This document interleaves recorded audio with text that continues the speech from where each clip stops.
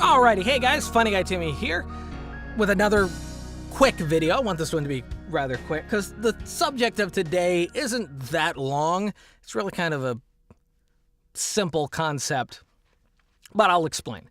So the idea is, and this has actually helped me out a lot for anyone doing character voice acting, is to make sure to name your characters. Name the characters and voices that you do. Now, most of the time it'll just be like the old man, the old lady, but I've actually gotten to the point where I have multiple old man voices that I go to as kind of, and these are like original-ish sounding voices. They're not impressions. These are ones that I can go to quickly if I read a script and they're like, that's what they want. I have a voice in my mind, in my Rolodex, and I'm like, okay, that fits the character, and then I will, have them like by name. Now, it doesn't have to be like, you don't need a full name, okay? You don't need to like completely name him. You don't need a Jeffrey Build-A-Brumble or something like that. But I have, most of the time they're just like descriptions. They're just descriptions. So it would be old English man, or what was the one that I did? So there was a project that I did not too long ago, and they needed an explorer. They needed an English elderly explorer. The guy's elderly, he can't really see, he's kind of a bumbling fool, but he's good at heart, and he wants to explore, and he's got kind of this posh arrogance, not really arrogance, but this posh element to him. So he's very proper, he's very, yes, of course. So when I was, and it's a kid's show, so he's not scary, he's not intimidating, he's not, oh, yes, of course, it's not over the top, he's not vilified, he is just this older explorer who can't really see all that well, and he's English. So I have a couple older person voices. Now, one of them is, of course, it's a little bit more like this.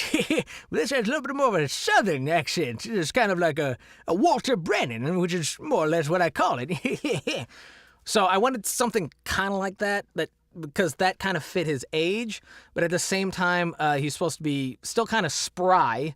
So I can't do this. I can't, bite my bottom lip or have my tongue come out all that much. I can't, So basically, I'll take that nasally kind of that kind of sound, and then I'll throw in the English accent, and then I will, he doesn't stutter as much, so no stuttering, no hey, no leaning over, so gonna be standing up proper, and gonna be giving him kind of the more English, oh, hello there, yes, of course you, yes, how are things, would you like a cup of tea?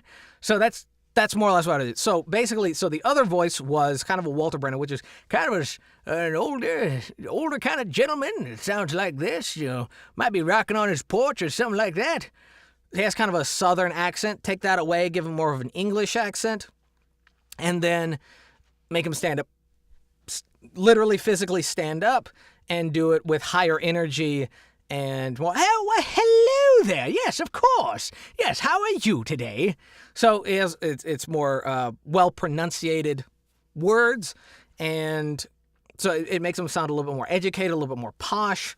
There's not too much of an English accent because I don't think they necessarily said that he was English, but the references that they gave was he was kind of English. So there's a tad English accent, but it's probably more of like a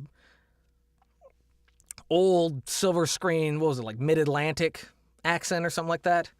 Transatlantic accent, which is kind of a mixture of English and American, or rather British English and New York American, kind of a combination of that. The reason that accent existed was because they wanted to present films at that time that could be shown on both in America and both in the UK. So they wanted an accent that could more or less fit both. And so you'd have English actors doing the same thing, which is kind of a halfway between American, and you'd have American actors kind of doing a halfway to British. So it's kind of a meeting halfway in the middle, which is why it was like the transatlantic, which is like right in between. Anyway, so that's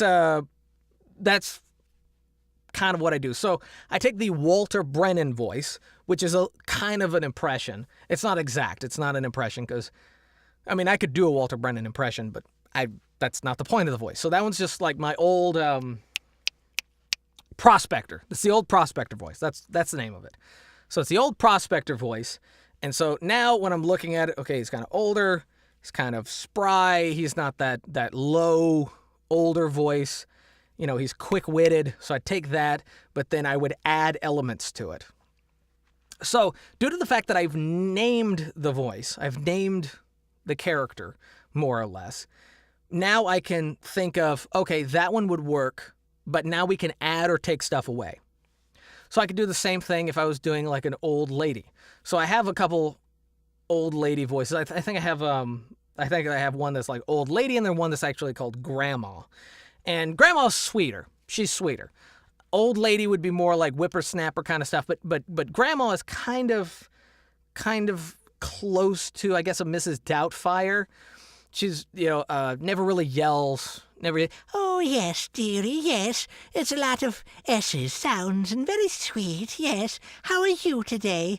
Oh, don't be going out in the rain, you'll catch a cold. So that would be Granny. That would be my Granny voice. And so if they're looking for an old, sweet old lady that's, probably older than 60, like 60 to 90 or 60 to infinity, that would be the voice that I would go with, or the one that I would start with. And then we would start with that voice, and then they, if anything, they would say, hey, okay, try this. This is where she's from. Try throwing this accent in, or maybe try, making her sound not as old, maybe not as whispery. That's what you do. But now that I have these voices, these characters in my mind and named, I can quickly go and just pull them out of a Rolodex. So when anytime someone has a project or a script in front of me, whether it's an audition script or an actual script, and they have the description of the character, that whatever closest fits, whatever voice I have that closest fits the description is the one I'm going to pull out. So that's basically it. That's all. Basically just name the characters, give them some kind of name. It doesn't have to be like a full, first name, birth name and family name or Christian name or whatever. It just identify them. Give them some kind of name to identify them, so you can more easily pull them out when you need to. Anyway, that's all I got for you guys. If you liked the video, give it a thumbs up. If you didn't, give it a thumbs down. Totally fine. If you have any questions, leave those down in the comment section below. Subscribe if you're new, bell for notifications. And until next time, peace.